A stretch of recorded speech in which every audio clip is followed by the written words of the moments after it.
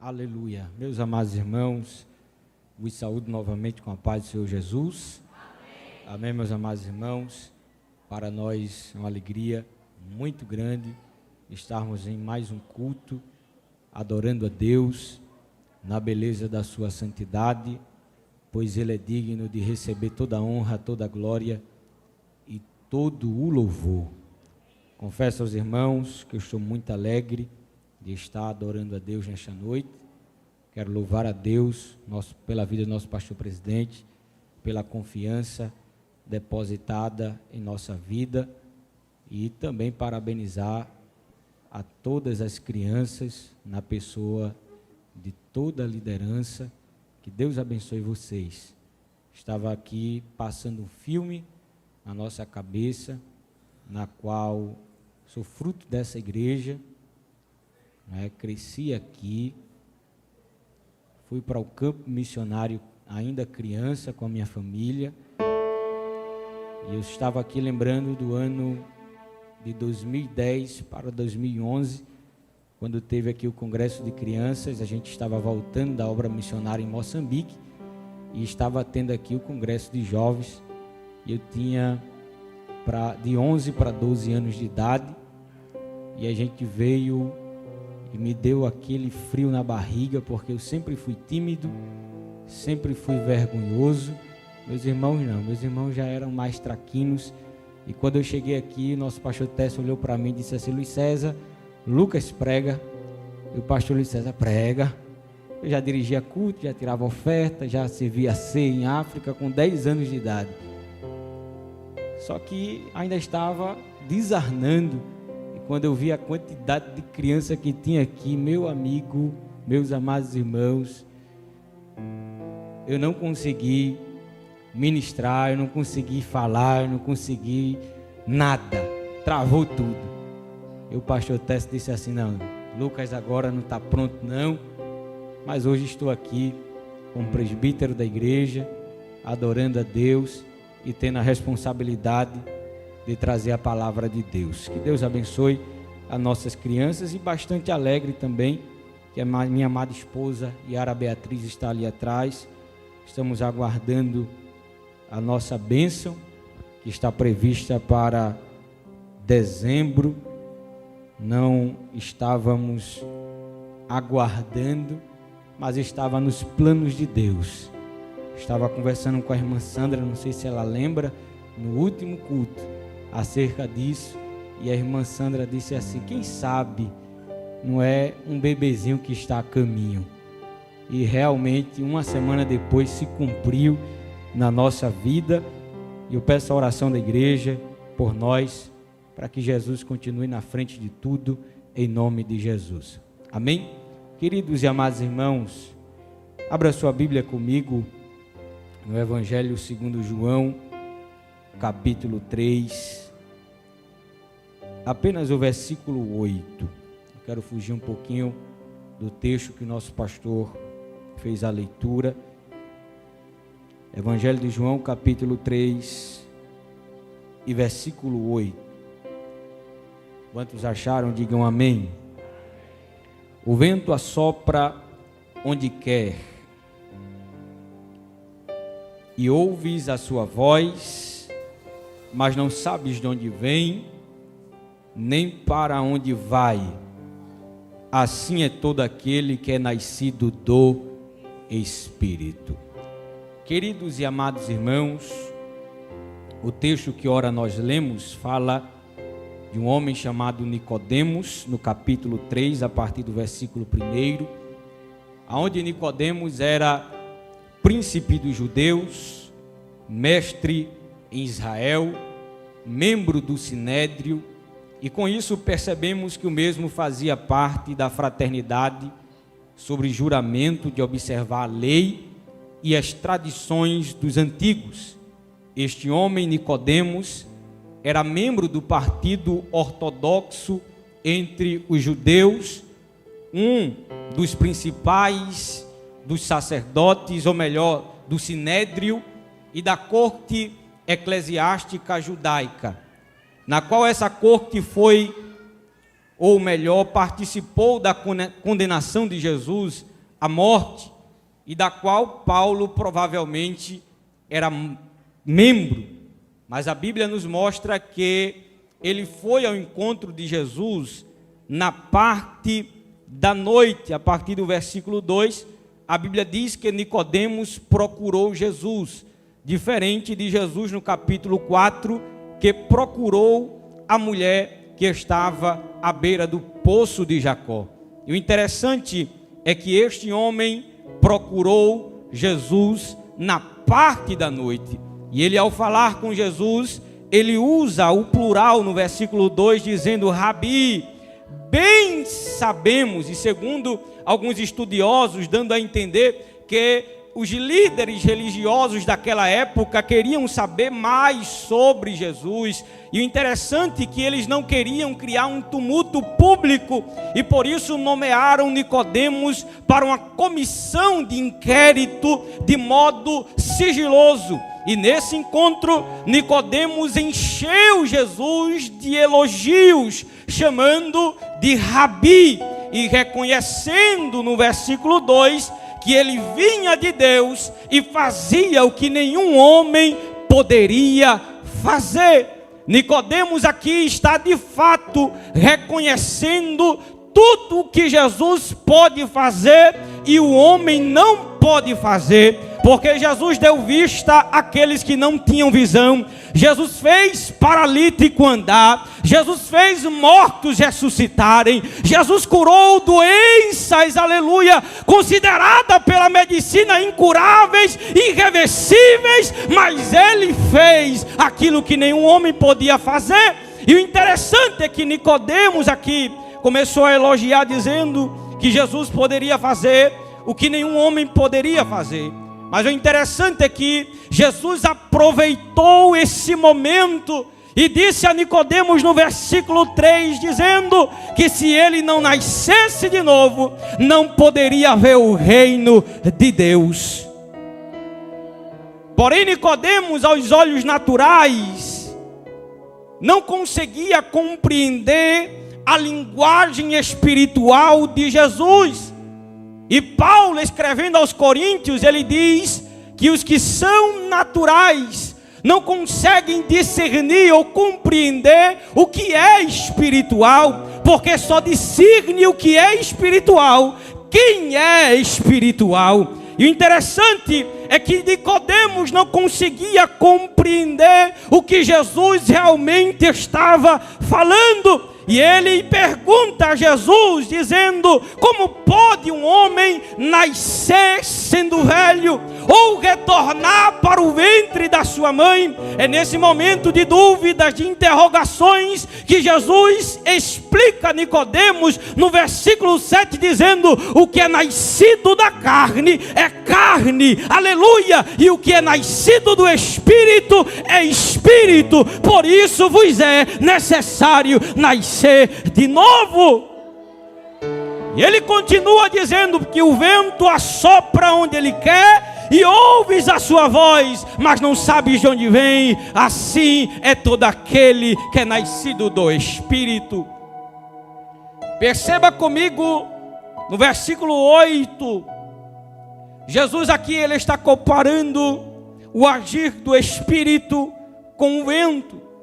E aqui eu não quero me ater muito a Nicodemos ou o fato do novo nascimento, mas eu gostaria de me prender um pouquinho aqui no vento, porque o vento é um dos símbolos do Espírito Santo, e estes símbolos revelam seu poder, sua atividade, seus aspectos e sua ação na nossa vida. Na superfície da terra, o vento consiste no movimento horizontal de ar em grande quantidade, causado por diferenças de pressão atmosférica. O ar se move de áreas de alta pressão para áreas de baixa pressão, buscando o equilíbrio. E essa diferença de pressão é resultante de variações na temperatura de ar da superfície terrestre, pois o Sol aquece a superfície da terra de forma desigual, criando áreas de ar, aleluia, desigual, mais quente e mais fria. O ar quente se expande e se torna mais denso, resultando em baixa pressão, enquanto o ar frio, aleluia, se contrai, aleluia, se tornando mais denso, resultando em alta pressão. Ou seja, o ar sempre se move em áreas de alta pressão para áreas de baixa pressão, para equalizar as diferenças. E esse movimento de ar é chamado de vento. Na Bíblia, a palavra vento deriva do termo ruach e aparece mais de 300 vezes no Antigo Testamento. E este termo ruach pode ser usado em seu sentido literal, pode ser usado em seu sentido como espírito humano, como também pode ser usado para o próprio Espírito Santo de Deus. A Bíblia nos mostra no livro de Gênesis, no capítulo 1, versículo 2, que no princípio a terra era vazia e sem forma, porém o Espírito de Deus se movimentava ou pairava sobre a face das águas. Eu já quero abrir um parêntese aqui e dizer que o Espírito Santo é um ser dinâmico, é um ser que se movimenta, ele trabalha através do movimento, e ele não trabalha em crente parado, ele só trabalha em quem se movimenta, ele só trabalha em quem está com a mão na obra, ele só trabalha em quem está envolvido na dinâmica do Espírito Santo de Deus. Segure na mão de alguém que está do seu lado e me ajude a pregar nesta noite. E diga para ele, diga para ela: o Espírito Santo não trabalha em crente parado. Diga para ele: o Espírito Santo não trabalha em líder parado. Diga para ele: o Espírito Santo não trabalha em igreja parada. Ele só trabalha naquele que está se movimentando, trabalhando. E o Espírito de Deus se movia desde o princípio. Eu sinto a presença de Jesus aqui nesta noite. Isso é uma das primeiras referências ao Espírito de Deus na Bíblia, que destaca a ação, o movimento, o agir do Espírito Santo na criação. O interessante é que os hebreus reconheciam 4 movimentos de ar. O primeiro, o vento sul, que era quente e seco, que cruzava o deserto da Arábia. O vento norte, que era mais fresco, favorável para a vegetação. O vento oeste, que era carregado de chuva, acompanhada de tempestade. O vento leste, que era quente, carregado de areia, e era prejudicial à vegetação. E a Bíblia menciona este último vento, o vento leste, utilizado por Deus como instrumento de Deus para executar sua vontade e seu juízo. Então perceba comigo que existem diversos tipos de ventos na Bíblia, e inclusive mais um conhecido como Euroaquilão, que era um poderoso tufão que atinge o mar Mediterrâneo durante o inverno e que foi responsável pelo naufrágio de Paulo em sua viagem a Roma, em Atos capítulo 27, versículo 14. Se você quiser conferir na sua Bíblia, você vai ver o Euroaquilão que atingiu Paulo, que estava a caminho de Roma. Porém Paulo olhou para os tripulantes e disse: não vai morrer ninguém. Não vai morrer ninguém. Como assim? Estamos indo a pique, mas não vai morrer ninguém. Aleluia, não vai morrer ninguém, porque Deus não vai permitir que ninguém venha morrer. Sabe o que isso fala? Isso fala de confiança em meio à tribulação. Isso fala de convicção em meio à tempestade. Isso fala, aleluia, de dependência de Deus. Porque quem confia em Deus, ele não teme a morte, ele não teme a tempestade, ele não teme a dificuldade, ele não teme o problema. Por quê? Porque não é porque ele é bonito, não é porque ele tem poder aquisitivo, é porque ele serve um Deus grande, que manda no céu, que manda na terra, que manda no vento, que manda na chuva, que abre e ninguém fecha, que fecha fecha e ninguém abre. Só quem está sentindo a presença de Jesus aqui nesta noite, levanta tuas duas mãos para adorar, porque uma é pouca, e adora Ele, porque Ele faz aquilo que você não pode fazer, Ele vai aonde você não pode ir. Oh, aleluia, aleluia, aleluia. Eu sinto Jesus aqui nesta noite. Isso implica dizer que Deus trabalha na brisa, mas também trabalha através do vento. Eu vou repetir isso aqui até você dar glória a Deus.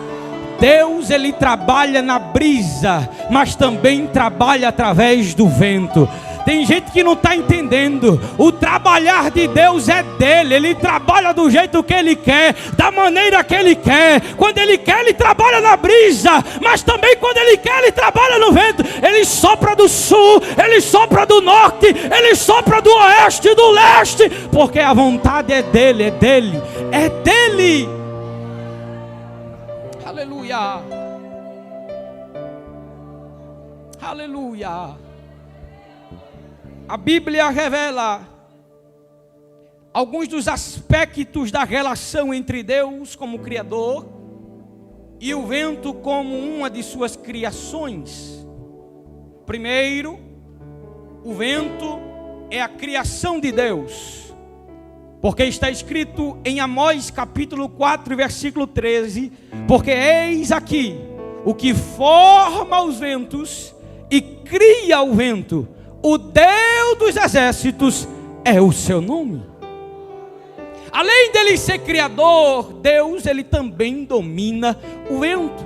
Porque o salmista no Salmo 135, verso 7, ele diz que Deus faz subir os vapores da extremidade da terra, faz os relâmpagos para a chuva e tira os ventos dos seus tesouros. Deus, ele manda e o vento também se levanta. Salmos 107, versículo 25, porque ele manda e se levanta o vento tempestuoso que eleva as ondas do mar. Deus, ele faz do vento seus mensageiros. Salmos 104, verso 4, Deus amordaçou o vento durante a tempestade. Aleluia, aleluia, porque está escrito em Marcos capítulo 4, versículo 39, repreendeu o vento e disse ao mar: cala-te e aquieta-te, e o vento se aquietou. Deus usou o vento para cessar o dilúvio. Gênesis capítulo 8, versículo 1, e Deus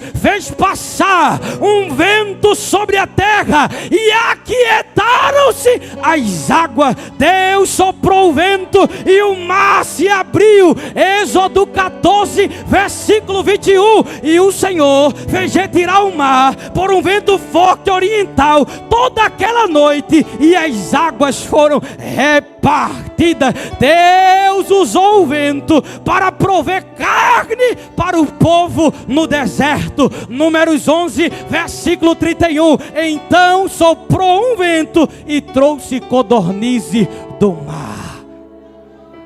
Deus, ele criou o vento. Deus, ele domina o vento. Deus, ele manda e o vento se levanta. Deus, ele faz do vento o seu mensageiro. Deus amordaçou o vento. Deus usa o vento para cessar o mar. Deus usa o vento para abrir mar. Deus usa o vento para prover carne, porque ele trabalha também através do vento. Você crê no vento do Espírito Santo nesta noite? Eu não sei como ele vai trabalhar, se vai ser da direita, se vai ser da esquerda, se vai ser do norte, se vai ser do leste, mas ele trabalha, ele trabalha. Quando ele quer, ele usa de lá, ele usa daqui, ele manda de lá, ele faz. Ele faz. Você crê nessa palavra?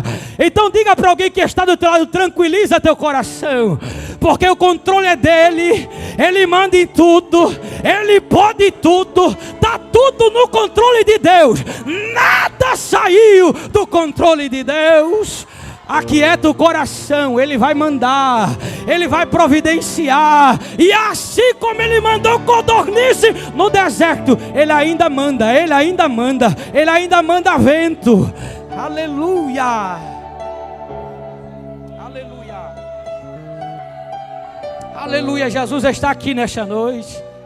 Tem gente olhando para o pregador, não está entendendo nada, mas já tem gente que já entendeu o mistério de Deus aqui nesta noite. Ele trabalha como Ele quer. Está ardendo esta palavra em meu coração, porque meu pastor Francisco Teste, tem gente que diz assim: eu quero assim, vai ser desse jeito. Aí Deus diz: negativo, quem manda sou eu, quem está sentado no trono sou eu. Não é do seu jeito, mas é do meu. Ele manda o que manda lá para sé. Ele manda o que manda lá para suimia. Aleluia.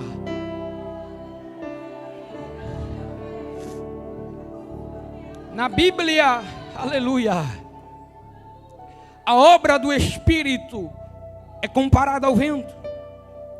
E essa revelação ou associação é revelada a Eliú, um dos amigos de Jó, que declarou em Jó 33:4 que o Espírito de Deus o criou e o sopro de Todo-Poderoso lhe deu vida. No mesmo pensamento de Eliú, o salmista no Salmos 33, verso 4, também afirmou que os corpos celestes foram formados pelo sopro da boca de Deus. No livro do profeta Ezequiel, no capítulo 37, o exército sem vida é vivificado após o sopro do Espírito. No Novo Testamento, Jesus aparece no cenário corroborando com este pensamento, dizendo em João 3:8 que o vento assopra onde quer e ouves a sua voz, mas não sabes de onde vem nem para onde vai. Assim é todo aquele que é nascido do Espírito. No dia de Pentecostes, em Atos 2, a descida do Espírito Santo sobre os discípulos foram prenunciada por um som semelhante a um vento veemente e impetuoso. Ou seja, a escolha de Deus pelo vento não se dá meramente pela meteorologia ou pela etimologicamente falando, mas esse fenômeno da natureza possui algumas características que nos mostram o agir do Espírito Santo de Deus. E eu vou correr para o final. E a primeira característica do vento, que aponta ou nos mostra o agir do Espírito Santo, é a invisibilidade. Essa característica consiste em um ser ou objeto que não é visível, porque nós não conseguimos vê-lo, mas conseguimos senti-lo. Eu vou repetir porque você não entendeu. Você não consegue vê-lo, mas consegue senti-lo. E assim como o vento atmosférico não é um fenômeno visível, composto por gases incolores, o Espírito Santo também é invisível. E a invisibilidade é um dos atributos ontológicos de Deus, porque Ele não possui uma natureza corpórea, tangível, porque Ele é Espírito, e o Espírito, como disse o próprio Jesus em Lucas 24:39, não tem carne e não tem ossos. O fato do Espírito Santo ser invisível, isso quer dizer que ele não é cognoscível por meio da nossa visão. Ele não é mensurável pelos nossos sentidos, porque não conseguimos vê-lo, não conseguimos tocá-lo, mas conseguimos senti-lo. E Paulo, escrevendo em 1 Coríntios 2:10, ele diz que somente o Espírito Santo pode sondar as profundezas de Deus. Ou seja, como o vento, o Espírito Santo é invisível e opera de maneiras invisíveis aos olhos humanos. Você não entendeu? Eu vou melhorar aqui para que você possa compreender. Aleluia. Ele trabalha de forma invisível. Você não está vendo ele trabalhar, mas isso não implica dizer que ele não esteja trabalhando. Você não está vendo, mas eu vou afirmar isso aqui: Ele está trabalhando. Você não está vendo, mas Ele está em movimento no âmbito espiritual. Você não está vendo, mas Ele está entrando aonde você não pode entrar. Você não está vendo, mas Ele está fazendo aquilo que você não pode fazer. Você crê nessa palavra? Você crê nessa palavra? Então profetiza para alguém que está do teu lado como profeta e diz: o Espírito Santo está trabalhando a teu respeito, a teu respeito, a teu respeito. Você não está vendo, mas Ele está trabalhando, Ele está trabalhando, Ele está trabalhando. Só quem acredita nessa palavra, Ele mandou que manda labaracé. Primeira característica do vento que mostra o agir do Espírito Santo é a invisibilidade. Você não precisa ver para Ele operar. Ele opera mesmo sem você ver. Você não precisa crer para Ele operar. Ele opera, você crendo ou não. Você não precisa de nada, porque Ele vai, faz do jeito que Ele quer. E às vezes a gente nem está vendo, mas Ele já está trabalhando. Mas a segunda característica, eu vou correr e vou encerrar aqui, é a inconfundibilidade. Porque ainda que Ele seja invisível, Ele não é imperceptível, porque nós sentimos a presença dEle. Tem alguém aqui que sentiu a presença dEle? Se você ainda não sentiu, no final do culto, venha para cá para a gente orar por você. Porque Ele está aqui. Porque o próprio Jesus, Ele disse que o vento jamais passa desapercebido, pois ouvimos a sua voz. Em seu sentido literal, essa voz se refere ao ruído gerado pelo vento durante a sua passagem. Mas no sentido metafórico, a voz diz respeito à capacidade de não apenas sentirmos sua presença, mas reconhecemos quando se trata de seu agir, desde que nossa audição espiritual esteja aguçada. Porque muitas vezes Ele está trabalhando, Ele está fazendo, Ele está falando, e tem gente que abre a boca e diz assim: Deus não falou comigo, Deus não deixou sinal, Deus está em silêncio.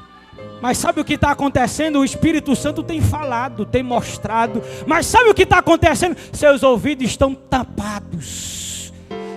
Seu sentido espiritual estão tapados.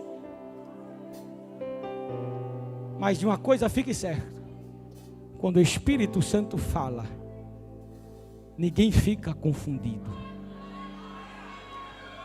Quando o Espírito Santo de Deus, Ele fala, aleluia, ninguém fica com dúvida: será que é? Será que não é?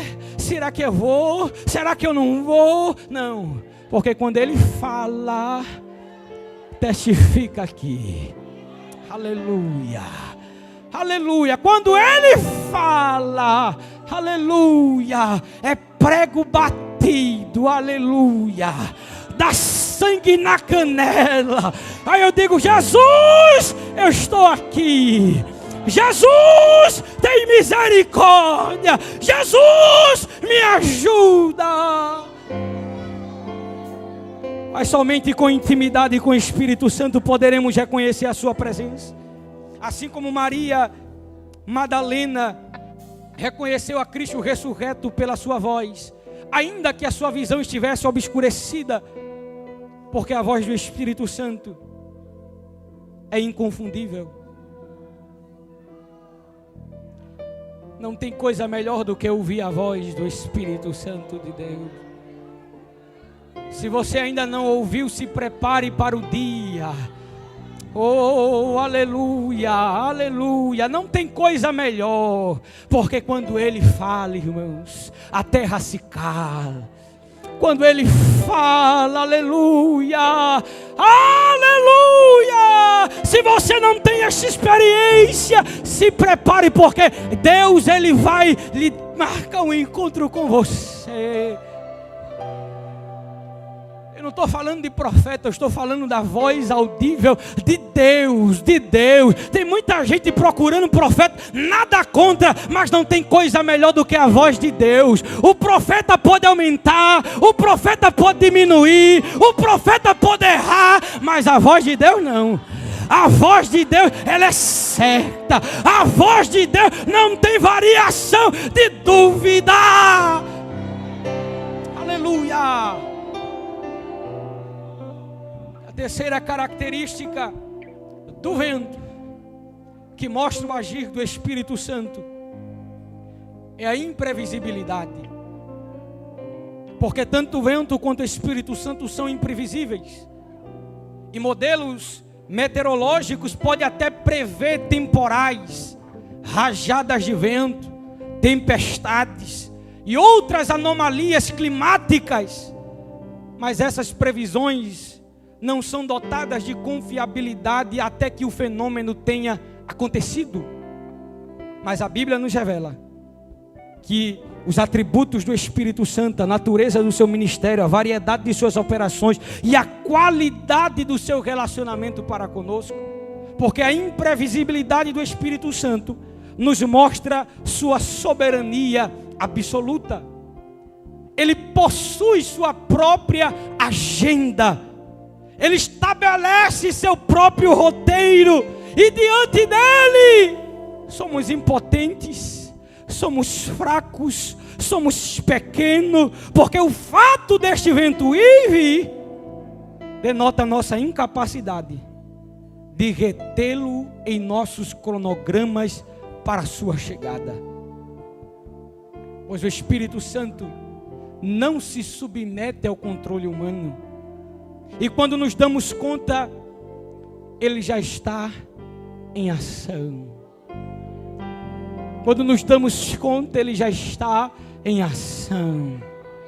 Quando nos damos conta, ele já está em ação. Mas ninguém pode bitolar o Espírito Santo.